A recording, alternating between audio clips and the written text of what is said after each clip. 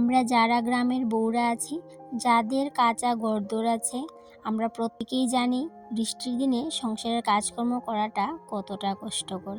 তবে যাদের ঘরদোর একটু ভালো তাদের হয়তোবা এই কষ্টটা একদমই পোহাতে হয় না। আর আমাদের মতো গৃহিণীদের, যারা আমরা কাঁচা ঘরে থাকি, তাদের কিন্তু ভীষণ ভীষণ রকমের কষ্ট হয়ে যায়। যাই হোক, অনেক কথা হবে বন্ধুরা, তার আগে বলো তোমরা সবাই কেমন আছো? আশা করছি রাধা মাধবের কৃপায় সবাই ভালো আছো। আমার এই সমস্যাটা মনে হয় প্রত্যেকটা গৃহিণীদেরই আছে যারা আমরা গ্রামে থাকি। এই যে প্রত্যেক দিন ঘরে ব্যাগ ঢুকানো হয়, আর প্রত্যেক দিনই কিন্তু আমাকে অনেকটা কষ্ট করে পরিষ্কার করতে হয়। এই যে ব্যাগ ঢুকানোর সাথে সাথে এতটা কাদা পেক ঘরে চলে যায়, সেগুলোকে যে পরিষ্কার করা সেটাও কিন্তু ডাবল খাটনি। তো যাক গিয়ে সেটাই করি প্রত্যেক দিন, যতদিন অবধি বৃষ্টি থাকবে ততদিন তো এই খাটনিগুলা করতেই হবে। তবে একটু বেশি খাটনি হয়ে যায় আমার জন্য, যেহেতু কোমরের প্রবলেম নিয়েই বলতে পারো সংসারের সমস্ত কটা কাজ করি, সেই জন্য একটু কষ্টই হয়ে যায় আমার জন্য। দুটো দিন পার হয়ে গেল তোমাদের সাথে কোনো রকম ব্লগ শেয়ার করতে পারছিলাম না। একটা প্রবলেমের কারণে একদিন ব্লগ শেয়ার করতে পারিনি, তারপর পরপর সমস্যা চলে আসে, বুঝি না কোথা থেকে সেই সমস্যাগুলো চলে আসে। একদিন যদি মনে করি যে একটু কষ্ট হয়ে গেছে, থাক আজকে আর শেয়ার করব না, কিন্তু পরের দিন আরও বেশি কষ্ট হয়ে যায়, শেয়ার করতে পারি না। ব্লগগুলো শ্যুট করা থাকে, তারপরেও তোমাদের সাথে শেয়ার করতে পারি না, কেন জানি না। অত সমস্যা কোথা থেকে আসে সেগুলোই বুঝতে পারি না। যাই হোক, অনেক কষ্ট নিয়েই বলতে পারো আজকের ব্লগটাও তোমাদের সাথে শেয়ার করছিলাম। ভীষণ কষ্ট পাচ্ছিলাম এই দুটো দিন ধরে, এতটা প্রচণ্ড পরিমাণে কোমর ব্যথাটা বেড়েছে, সেই জন্য তোমাদের সাথে কোনো কিছুই শেয়ার করতে পারিনি। এটা হচ্ছে আমার প্রত্যেক দিনকার ডিউটি। এই যে রাতের বেলায় বাইক ঢুকানো হয়, আর বাইকের সাথে এই যে কাদা মাটি গড়ে চলে আসে, তো সেগুলো তো আর সঙ্গে সঙ্গে পরিষ্কার করা হয়ে ওঠে না রাতের বেলা। তো সেগুলোকে প্রত্যেক দিন সকালবেলায় পরিষ্কার করি। বেশ কটা দিন হয়েছে ফ্লোর স্টিক দিয়েই ঘর বারান্দা মুছি, যেহেতু ব্যথার জন্য নুয়ে বসে আর ঘর দুয়ার মুছতে পারি না। তবে এই যে বালতি হাতে ন্যাকড়া হাতেই কিন্তু আমি ঘর মোছাটা বেশি পছন্দ করি। স্টিক দিয়েও ঘর দুয়ার মুছলেও পরিষ্কার হয়, তবে আমার কাছে কেন জানি না মনে হয় ঘরের কোনা কাঞ্চি সেগুলো না ঠিকভাবে পরিষ্কার হয় না। সেই জন্য আমি সবসময় চেষ্টা করি এই যে হাতে বালতি আর হাতে ন্যাকড়া নিয়ে ঘর দোর পরিষ্কার করতে। কিন্তু এই যে দুটো দিন হলো এই যে ফ্লোর স্টিক দিয়েই কিন্তু ঘর দুয়ার মুছতে হচ্ছে। এক প্রকার বাধ্য হয়েই বলতে পারো ঘর দুয়ার এভাবেই মুছছি, তবে কি আর করার, সেভাবেই করতে হবে। তোমরা অনেকেই চাইছিলে আমি যে রুমটাতে থাকি সেটা তোমাদের দেখাতে, কিন্তু বিশ্বাস করো আমিও চাই আমার এই ভাঙা মাটির ঘরটাও তোমাদের সাথে শেয়ার করি। তবে অনেক সময় কি হয়, আমরা যেটা চাই সেটা কিন্তু আমরা করতে পারি না। এক প্রকার সেটাই হয়েছিল আমার সাথে, সেই জন্য তোমাদের সাথে আমি আমার ভাঙা রুমটাকে সব দিন শেয়ার করতে পারি তো না। দেখানোর একটাই প্রবলেম, সেটা হচ্ছে গিয়ে এই ঘরে তেমন কোনো জানলা নেই, আর জানালা না থাকার কারণে ঘরটা সবসময় বলতে পারো অন্ধকার হয়ে থাকে।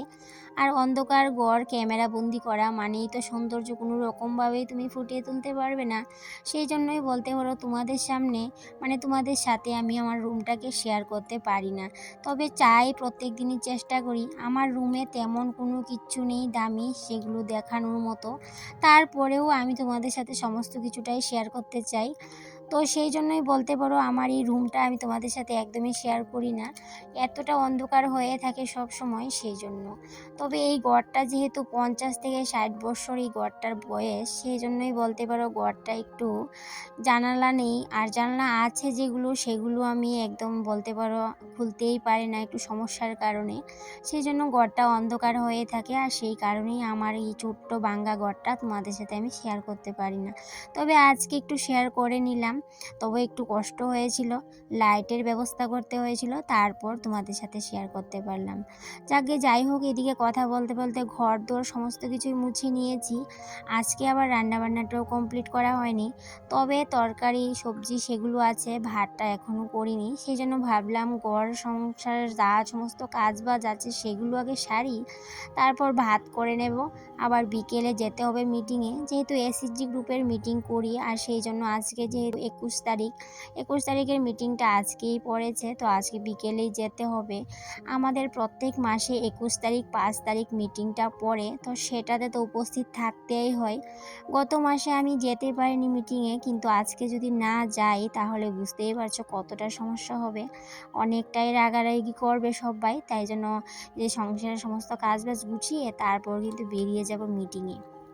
বাড়িতে যে নাইটিগুলো ব্যবহার করি সেগুলোকে প্রত্যেক দিন স্নানের পর আর সার্ফ দিয়ে ধোয়া হয় না, সেগুলোকে সপ্তাহে 1বার কিংবা 2বার বেশি করে একসাথে জমিয়ে সেগুলোকে সার্ফ দিয়ে কেচে দিই। তো আজকে যেহেতু বৃষ্টি বৃষ্টি একটা ভাব হয়ে আছে, সেই জন্য আর বেশি কাপড় ভিজানোর প্ল্যান নেই, তাই জন্য দুটো নাইটি একটা সায়া ভিজিয়ে নিয়েছি। তো এইভাবে করেই কিন্তু আমার নাইটি কাপড় চোপড় সেগুলোকে ধুই আমি, কারণ যেহেতু আমি প্রত্যেক দিন সেগুলোকে সার্ফ দিতে পারি না, সপ্তাহে 1বার কিংবা 2বার আমি আমার নিচের ড্রেসগুলোকে একটু সার্ফের জলে দিই। আজকের ভিডিওটা এডিট করতে আমার ভীষণ কষ্ট হচ্ছিল।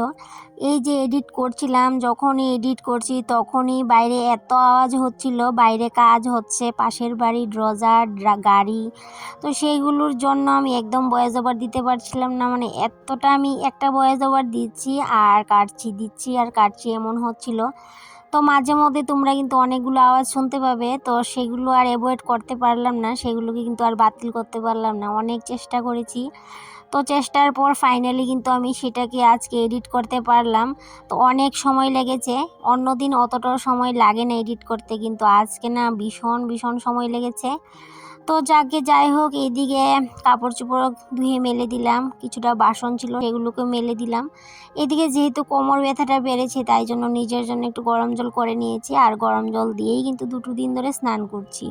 ডক্টর অবশ্য আমাকে বলেছিল যে আমি একদম যাতে করে ঠান্ডা জল দিয়ে স্নানটা না করি, তবে এতদিন পর্যন্ত করেছি যেহেতু একটু গরম পড়ে গেছে, আর যখন থেকেই বৃষ্টি শুরু হয়েছে তখন থেকেই বলতে পারো একটু গরম জল মিশিয়ে তারপরেই কিন্তু স্নানটা আমাকে করতে হয়। অন্যদিন এত ফুল ফুটে যেগুলো দেখে আমার অনেক খুশি লাগে, কিন্তু আজকে একদমই ফুল ফুটেনি।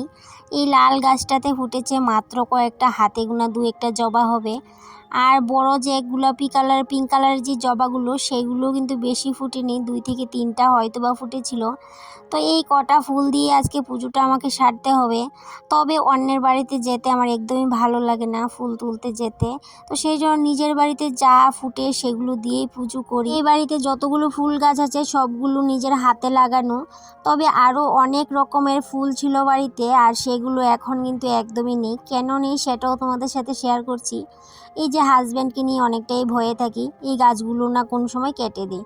যতগুলোই ফুল গাছ লাগিয়েছিলাম সেইগুলো ফুলও ফুটতো, কিন্তু এই যে যখনই বাড়িঘর পরিষ্কার করতে যাবে সেই দিনই কিন্তু কোনো না কোনো গাছ কেটে দেবে, সেটাই ওর সমস্যা। বাড়িঘর পরিষ্কার করতে যাবে গাছ কাটবে, আর সব থেকে বেশি নজর আমার এই ফুল গাছগুলোর দিকে, সেগুলো তো কেটে কুটে অবস্থা খুব খারাপ। আর এই যে কটা ফুল গাছ আছে বাড়িতে এখন হাতে গোনা মাত্র 2 থেকে 3-4 জাতের হবে, তো সেগুলোকে অনেক কষ্টেই বলতে পারো টিকিয়ে রেখেছি। তার আগেও কিন্তু আমার বাড়িতে 7-8 রকমের ফুল গাছ ছিল, তো সেগুলো ওই যে বললাম ওই যে নিজে হাতে করেই কেটে দিয়েছে। তো যাকগে, আর এমনিতেও বাড়িতে এখন জায়গা বেশি না থাকার কারণে আমি আর ফুল গাছ তেমন কোনো লাগাই না। ইচ্ছে করে সব রকমের ফুল গাছই লাগাই, কিন্তু সেটা আর পারি না, যেহেতু বাড়িতে রোদও লাগে না আর গাছও হতে চায় না, সেই জন্য আর লাগানো হয় না। এদিকে স্নান সেরে পুজো সেরে চলে আসলাম রান্নাঘরে। আজকে রান্নাঘরে তেমন কোনো রান্নাবান্না ছিল না, শুধুমাত্র ভাত করেছিলাম, আর ফ্রিজে তরকারি ছিল 2-3 রকমের, সেগুলোকে গরম করে নিয়েছিলাম। আর খাওয়া দাওয়া কমপ্লিট করে এখন বাইরের সমস্ত কাপড় চোপড় তুলে নিয়েছিলাম। আর এখন চল মিটিংয়ে, যেহেতু মিটিংটা আমাদের বাড়ির পাশের বাড়িতেই, আর এমনিতে হাজব্যান্ড বাড়িতে আছে বলে আমি দরজা জানালা একদমই লাগাইনি। তো চলে যাচ্ছি মিটিংয়ে, আর আস্তে আস্তে হয়ে যাবে সন্ধে। আর তোমাদের সাথে শেয়ার করছি কোথায় যাব মিটিংয়ে। ওই যে একটা লাল কালারের পলিথিন দেখতে পাচ্ছ, ওই বাড়িতেই আমাদের আজকে মিটিং। তবে অনেক মাস ধরেই কিন্তু আজকে ওই বাড়িতেই মিটিং হচ্ছে, যেহেতু এই বাড়ির যে আমাদের গ্রুপের সদস্যা ওর বাচ্চা ছোট, সেই জন্য মিটিংটা আজকে বেশ কয়েক মাস ধরে এই বাড়িতেই হচ্ছে। আমাদের বাড়ি থেকে ট্রেন রাস্তা যেহেতু বেশি একটা দূরে না, একদমই কাছে, আর বাড়ি যাওয়ার সময় দেখলাম ট্রেনটাও যাচ্ছে, সন্ধ্যের যে ট্রেনটা আগরতলা যায় সেটা যাচ্ছে, তো সেটা তোমাদের সাথে এক নজর শেয়ার করে নিলাম। আর এখন চলে যাব বাড়ি, যেহেতু গাড়ির জন্য রাস্তাটা পার হতে পারছিলাম না। এই যে আমাদের গেট, তো বন্ধুরা, আজকের ভিডিওর শেষ পর্যায়ে চলে আসলাম কথা বলতে বলতে। তো আবারও দেখা হবে তোমাদের সাথে পরবর্তী কোনো একটা ব্লগে। ততক্ষণে তোমরা ভালো থেকো, সুস্থ থেকো। টাটা।